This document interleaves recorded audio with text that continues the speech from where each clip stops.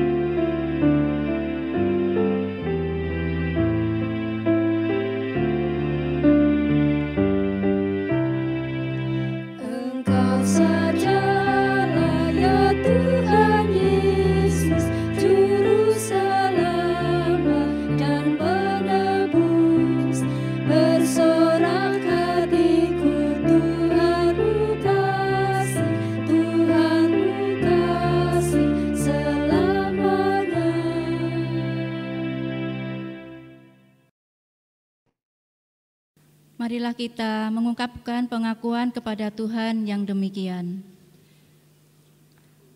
Aku melayangkan mataku ke gunung-gunung, dari manakah akan datang pertolonganku? Pertolonganku ialah dari Tuhan, yang menjadikan langit dan bumi. Kasih karunia dan damai sejahtera dari Tuhan Yesus Kristus, Sang Kebangkitan sejati, selalu beserta dengan saudara sekalian. Begitu pula atas saudara.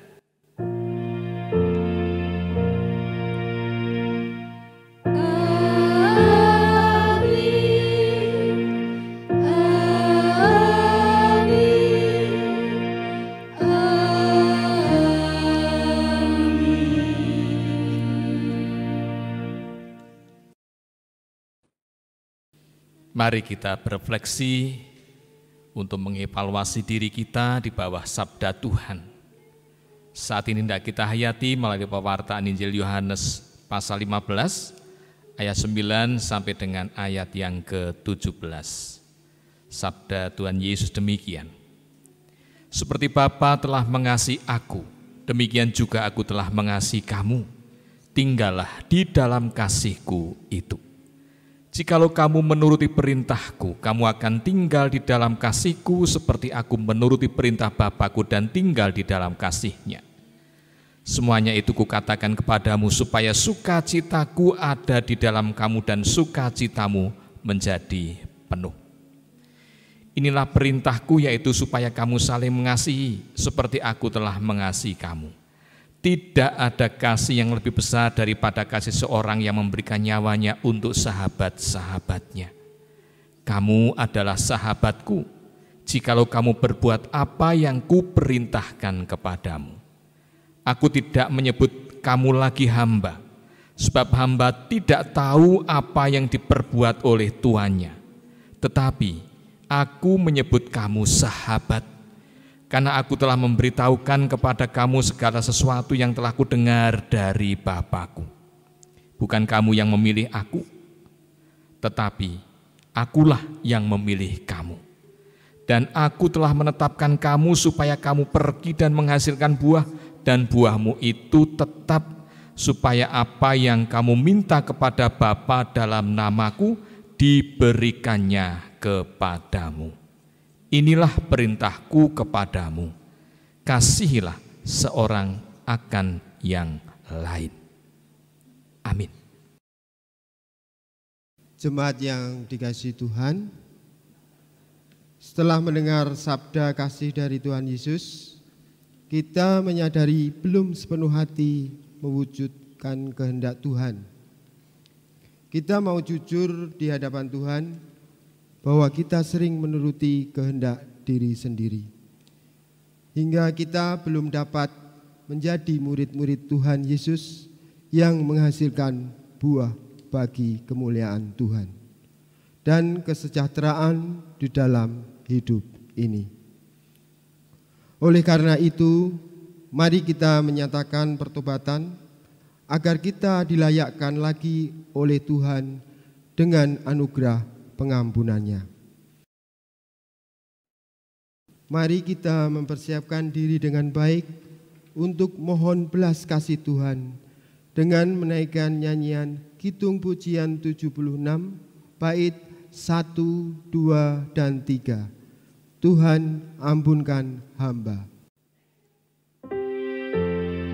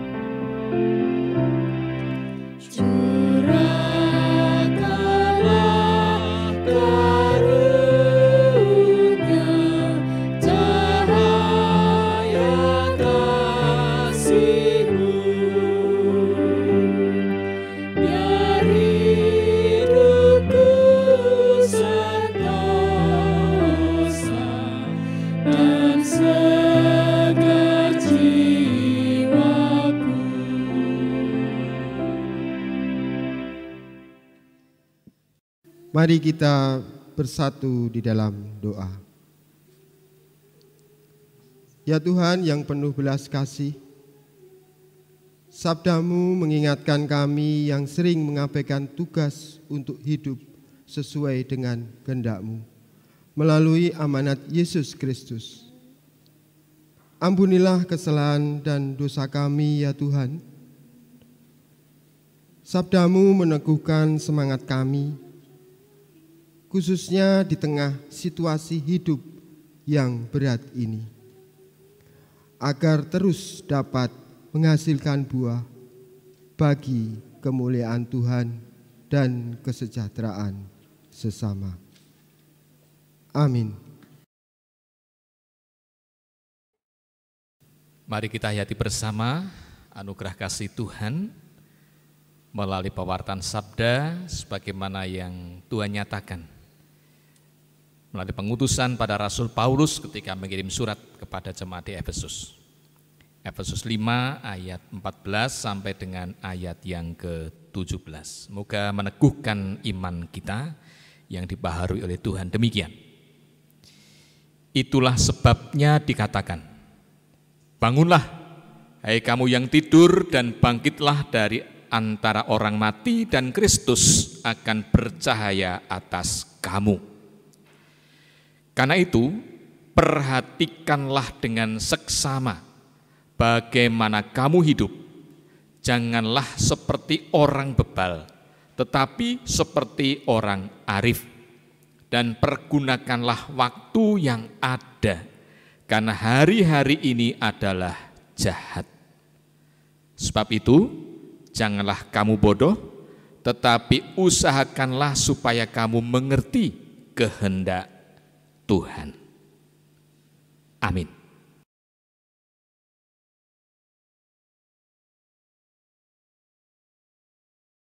Marilah sabda Tuhan kita amini dan kita imani, sehingga kita tetap setia kepada Tuhan. Dan kesetiaan itu kita wujudkan dengan ungkapan nyanyian Kidung Pujian 81, bait pertama sampai dengan ketiga, Ku tahu Tuhan bimbing jalanku. Ku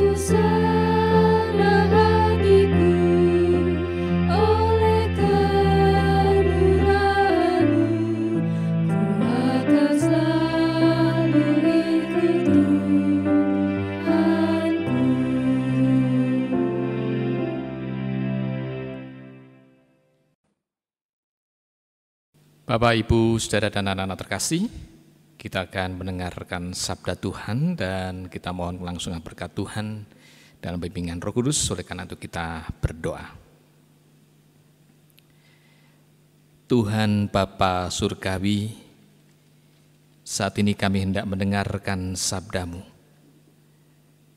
Yesus adalah Sang Sabda sejati yang hendak kami hayati apa yang menjadi hikmah melalui kebenaran sabda-Mu ribuan tahun lampau, dan Roh Kudus memampukan kami agar kami mengerti apa yang Tuhan kehendaki, dan Roh Kudus pula yang memampukan kami melaksanakan kehendak-Mu, sehingga kami meyakini kelangsungan berkat, karena Yesus yang sabda sejati itu nyata hadir dalam kehidupan umat manusia ribuan tahun lampau dan saat ini hingga yang akan datang. Biarlah kami bersuka cita karena sabda-Mu ya Tuhan. Amin. Bapak, Ibu, Saudara sekalian dan anak-anak yang terkasih dalam Tuhan Yesus, pewartaan sabda saat ini diambilkan dari Injil Lukas 24 ayat 13 sampai dengan ayat yang ke-35. Demikian sabda Tuhan. Pada hari itu juga dua orang murid-murid Yesus pergi ke sebuah kampung bernama Emmaus yang terletak kira-kira 7 mil jauhnya dari Yerusalem. Dan mereka bercakap-cakap tentang segala sesuatu yang telah terjadi. Ketika mereka sedang bercakap-cakap dan bertukar pikiran, datanglah Yesus sendiri mendekati mereka, lalu berjalan bersama-sama dengan mereka. Tetapi ada sesuatu yang menghalangi mata mereka, sehingga mereka tidak dapat mengenal Dia. Yesus berkata kepada mereka, "Apakah yang kamu percakapkan sementara kamu berjalan?" Maka berhentilah mereka dengan muka muram. Seorang dari mereka namanya Kleopas menjawabnya, "Adakah engkau satu-satunya orang asing di Yerusalem yang tidak tahu apa yang terjadi di situ pada hari-hari belakangan ini?" Katanya kepada mereka, "Apakah itu?" Jawab mereka, "Apa yang terjadi dengan Yesus orang Nazaret? Dia adalah seorang nabi yang berkuasa dalam pekerjaan dan perkataan di hadapan Allah dan di depan seluruh bangsa kami. Tetapi imam-imam kepala dan pemimpin-pemimpin kami telah menyerahkan Dia untuk dihukum mati dan mereka telah menyalibkannya. Padahal kami dahulu mengharapkan bahwa Dialah yang datang untuk membebaskan bangsa Israel. Tetapi sementara itu telah lewat 3 hari sejak semuanya itu terjadi. Tetapi beberapa perempuan dari kalangan kami telah mengejutkan kami. Pagi-pagi buta mereka telah pergi ke kubur dan tidak menemukan mayatnya. Lalu mereka datang dengan berkata bahwa telah kelihatan kepada mereka malaikat-malaikat yang mengatakan bahwa Ia hidup. Dan beberapa teman kami telah pergi ke kubur itu dan mendapati bahwa memang benar yang dikatakan perempuan-perempuan itu, tetapi Dia tidak mereka lihat." Lalu Ia berkata kepada mereka, "Hai kamu orang bodoh, betapa lambannya hatimu sehingga kamu tidak percaya segala sesuatu yang telah dikatakan para nabi. Bukankah Mesias harus menderita semuanya itu untuk masuk ke dalam kemuliaannya?" Lalu Ia menjelaskan kepada mereka apa yang tertulis tentang Dia dalam seluruh kitab suci, mulai dari kitab-kitab Musa dan segala kitab nabi-nabi. Mereka mendekati kampung yang mereka tuju. Lalu Ia berbuat seolah-olah hendak meneruskan perjalanannya. Tetapi mereka sangat mendesaknya, katanya, "Tinggallah bersama-sama dengan kami, sebab hari telah menjelang malam dan matahari hampir terbenam." Lalu masuklah Ia tinggal bersama-sama dengan mereka. Waktu ia duduk makan dengan mereka, ia mengambil roti, mengucap berkat, lalu memecah-mecahkannya dan memberikannya kepada mereka. Ketika itu, terbukalah mata mereka dan mereka pun mengenal dia, tetapi ia lenyap dari tengah-tengah mereka. Kata mereka seorang kepada yang lain, "Bukankah hati kita berkobar-kobar ketika ia berbicara tentang kita di tengah jalan dan ketika ia menerangkan kitab suci kepada kita?" Lalu bangunlah mereka dan terus kembali ke Yerusalem. Di situ mereka mendapati ke-11 murid itu. Mereka sedang berkumpul bersama-sama dengan teman-teman mereka. Kata mereka itu, "Sesungguhnya Tuhan telah bangkit dan telah menampakkan diri kepada Simon." Lalu kedua orang itu pun menceritakan apa yang terjadi di tengah jalan dan bagaimana mereka mengenal dia pada waktu ia memecah-mecahkan roti. Demikian Bapak Ibu saudara sekalian dan anak terkasih, sabda Tuhan. Dan yang berbahagia ialah setiap orang yang mendengarkan sabda Tuhan, memetik hikmahnya dan melaksanakan perintah Tuhan dalam kehidupan sehari-hari. Haleluya.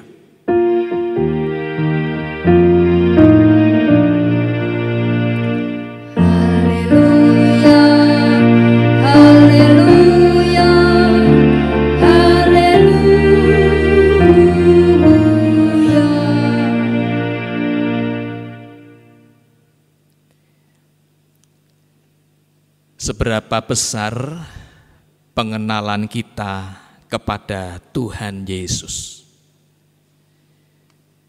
Saya rasa ini pertanyaan yang dapat kita renungkan ketika kita belajar menghayati sabda Tuhan. Sebagaimana murid Yesus bernama Kleopas dan juga temannya yang juga adalah sama-sama murid Kristus meskipun penulis Injil yakni Lukas tidak menyebutkan namanya.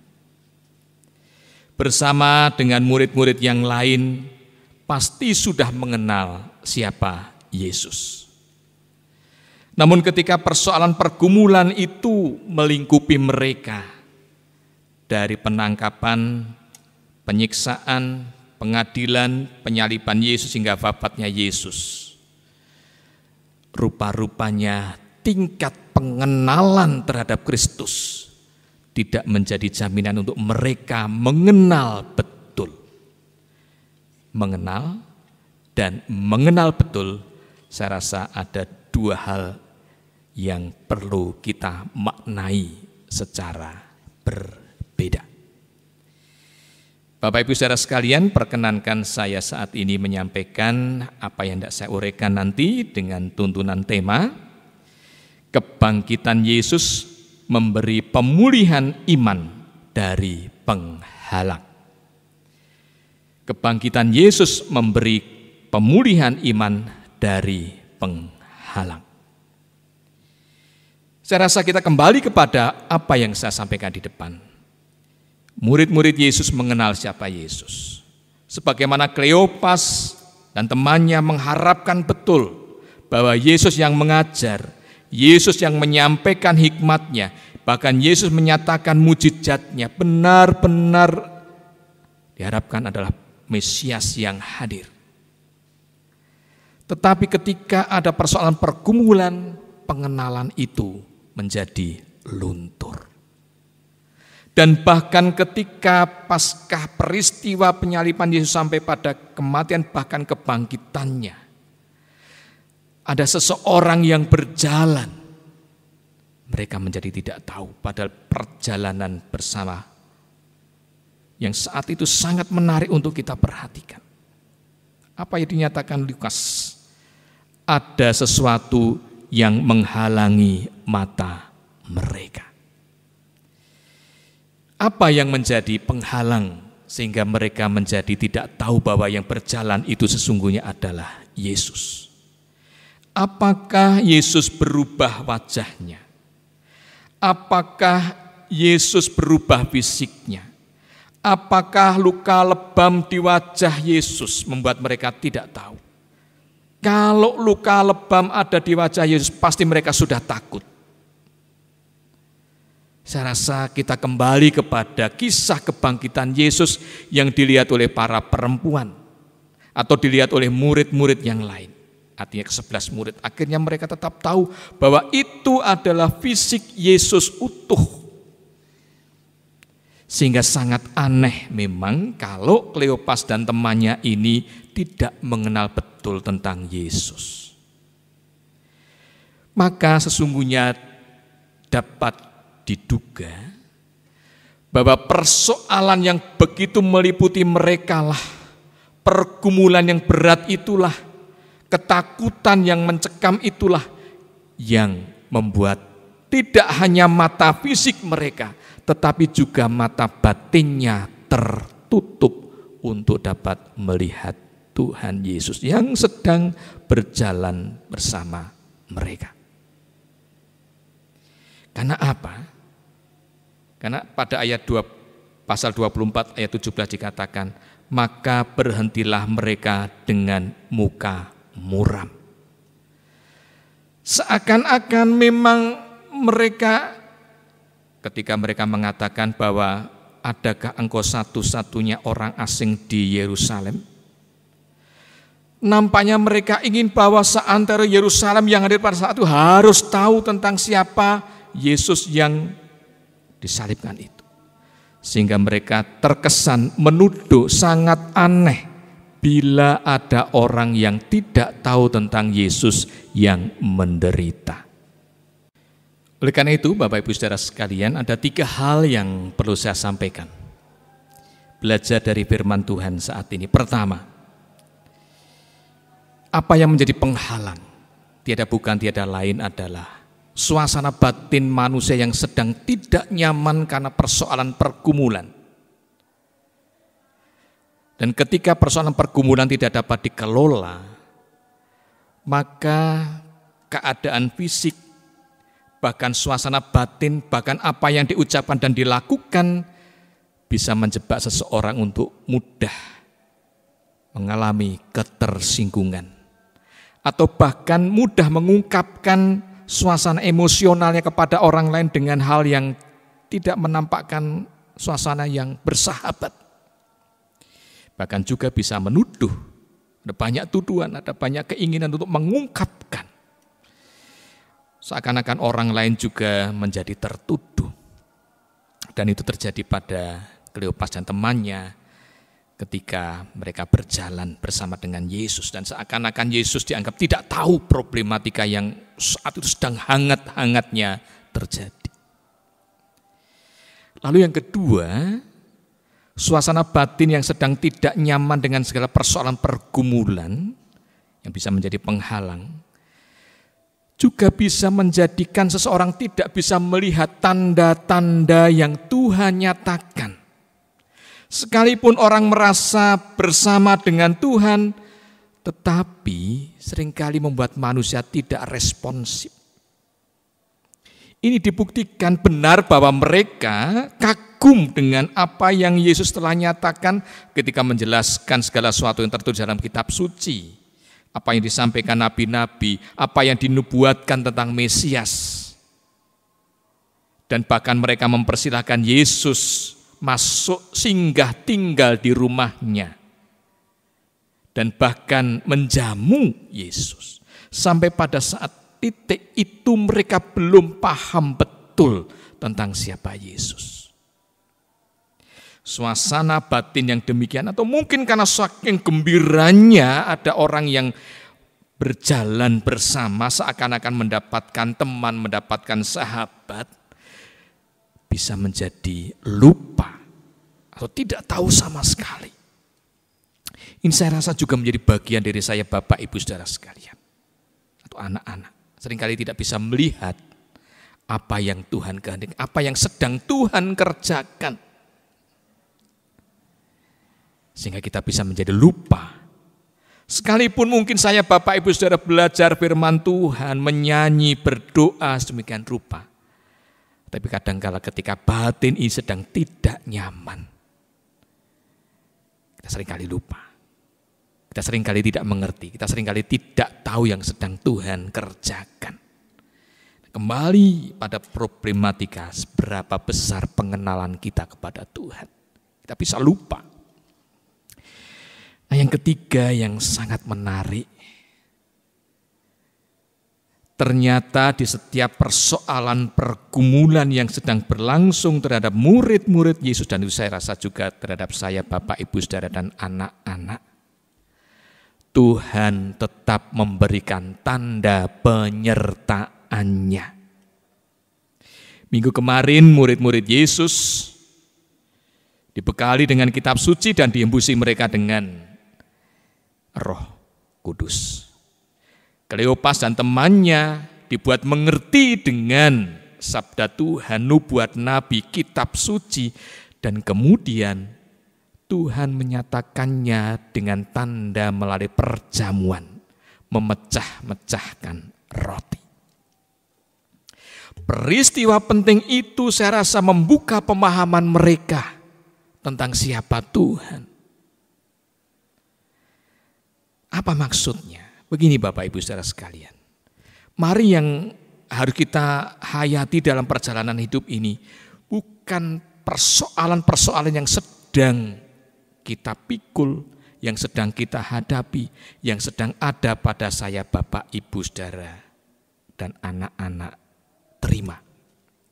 Tetapi di balik semua peristiwa itu, mari kita bertanya, apakah kita terus juga merasakan bahwa Tuhan hadir dan kita menyapa Tuhan, memohon kehadiran Tuhan, tetapi tidak ada kekalutan, tidak ada kebingungan, tidak ada sesuatu yang menghalangi, sebab kita yakin Tuhan memberikan tanda-tanda penyertaannya. Sebagai contoh, ketika kita sedang dalam bergumul, sedang bingung, ada yang menyampaikan sapaan, entah itu melalui WhatsApp atau media sosial, atau orang tua mengajak anak-anak berdoa, atau anak cucu mengajak berdoa, menyapa dengan senyuman.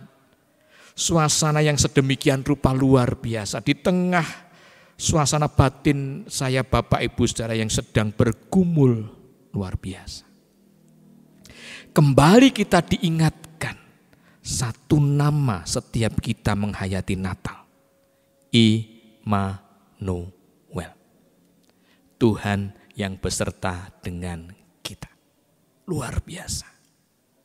Mari kita lihat peristiwa kehidupan ini. Ternyata Tuhan berjalan bersama dengan saya Bapak Ibu Saudara sekalian.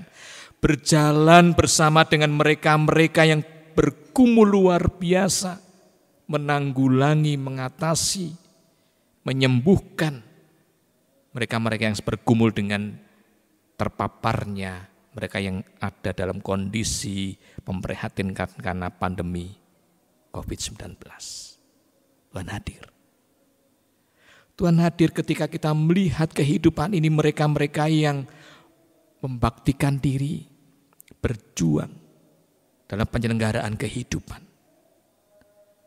Meskipun hanya sekedar mengantarkan makanan, mengantarkan paket bantuan, saya rasa hal yang luar biasa. Apakah di tengah keluarga ada Tuhan? Saya yakin Tuhan juga beserta dengan keluarga kita masing-masing. Saling menguatkan, saling menghibur, saling menopang. Bukankah itu cara Tuhan menguatkan, hadir berjalan bersama? Bahkan di kalangan adiuswo seringkali saling menguatkan sampai masa tuamu. Aku tetap menggendongmu sampai memutih rambutmu. Aku Tuhan. Luar biasa ketika Tuhan menyatakan itu kepada Nabi Yesaya tertuju pada bangsa Israel. Tuhan berjalan terus bersama dengan saya Bapak Ibu Saudara sekalian. Maka saya yakin kebangkitan Yesus memberikan pemulihan kepada Kleopas dan temannya. Nah, begitu mereka melihat tanda yang Yesus nyatakan dengan memecah-mecah roti, pulihlah mereka, yakinlah mereka bahwa yang sedang berjalan bercakap-cakap mengingatkan mereka bahkan menegur dengan keras mereka berdua adalah Yesus. Dan kemudian mereka juga menceritakannya kepada murid-murid yang ternyata Yesus lebih dahulu menampakkan diri kepada murid-murid yang lain. Luar biasa pekerjaan Tuhan.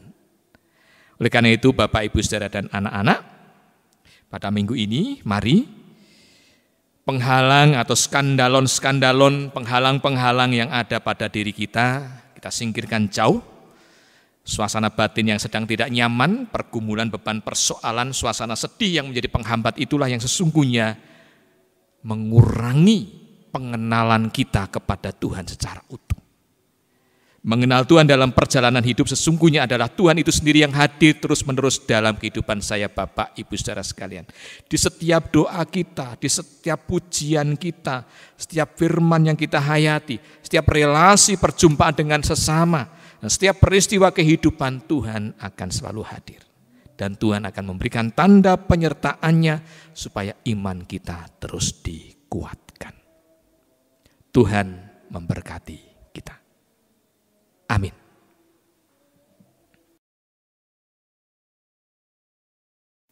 Jemaat Tuhan di mana-mana berada, mari kita mengucap syukur kepada Tuhan melalui persembahan. Baik persembahan mingguan, bulanan, ataupun khusus. Yang didasari dengan firman Tuhan dari 1 Petrus 5 ayat 7.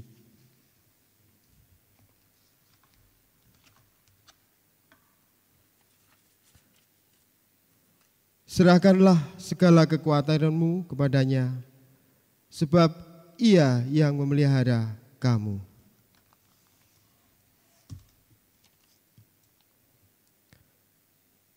Jemaat kekasih Tuhan, mari kita bersukacita dan bersyukur dengan nyanyian Kidung Jemaat 329, bait pertama, ketiga, dan kelima. Tinggal sertaku.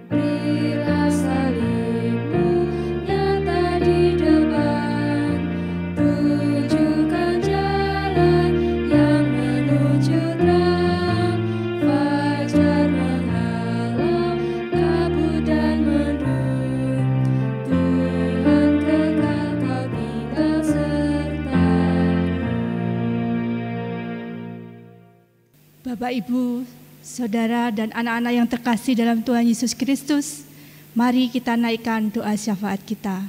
Kita berdoa. Ya Tuhan Bapa Surgawi, terpujilah nama Tuhan kekal abadi.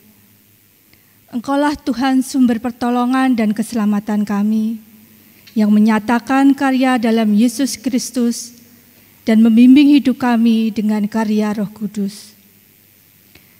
Kami bersyukur kepadamu ya Tuhan, kami masih dapat beribadah pada saat ini sekalipun masih dalam suasana dan keadaan yang sederhana dan terbatas di tempat kami masing-masing, karena wabah penyakit yang masih melanda dunia.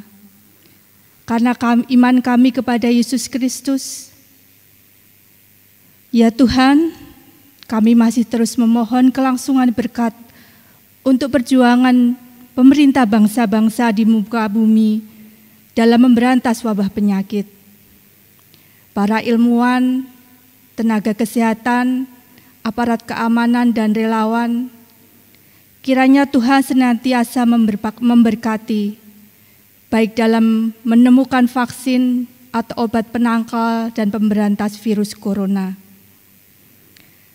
Bagi mereka yang ditinggalkan selama-lamanya oleh anggota keluarganya karena terpapar wabah penyakit, kiranya Tuhan memberi ketabahan. Bagi yang sakit, kiranya Tuhan beri kesembuhan dengan kondisi fisik yang terus diupayakan kekuatannya. Bagi mereka yang mengisolasi diri, kiranya juga Tuhan berkati dengan ketabahan, kekuatan, serta kami meyakini tetangga, masyarakat, juga gereja dapat mewujudkan kepeduliannya.